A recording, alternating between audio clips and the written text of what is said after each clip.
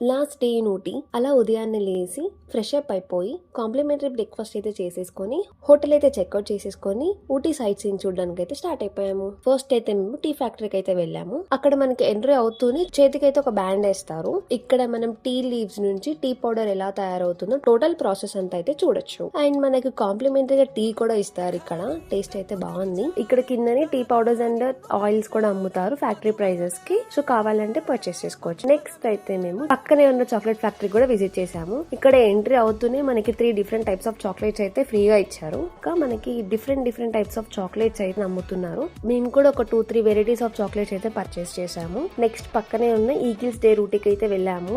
ఇక్కడ మనకి adventure activities ఉంటాయి. సో మేమిద్దరం అయితే ఇక్కడ టబీ కాంబో అయితే సెలెక్ట్ చేసుకున్నాము. ఈ కాంబోలో అయితే మనకి zip line, sky bridge and tubby jump అయితే ఉంటాయి. మా ఎక్స్పీరియన్స్ చెప్పాలి అంటే 3 మాకు బాగా నచ్చాయి.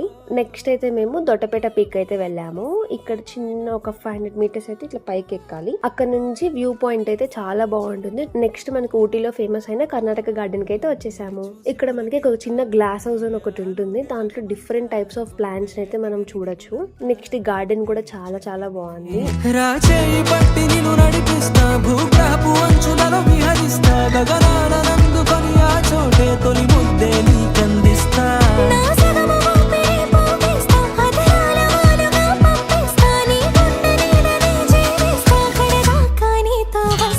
అలా గార్డెన్ అంతా చూసుకొని మాకు నైట్ అయితే మెట్టుపాలెం టు చెన్నై ట్రైన్ అయితే ఉంది. సో మిడిల్ లో డిన్నర్ చేసేసుకొని ఫాస్ట్ గా అయితే మేము స్టార్ట్ అయిపోయాము. మా వీడియోస్ కనుక మీకు నచ్చినట్టయితే please like, share and subscribe to Samu stories. Bye bye.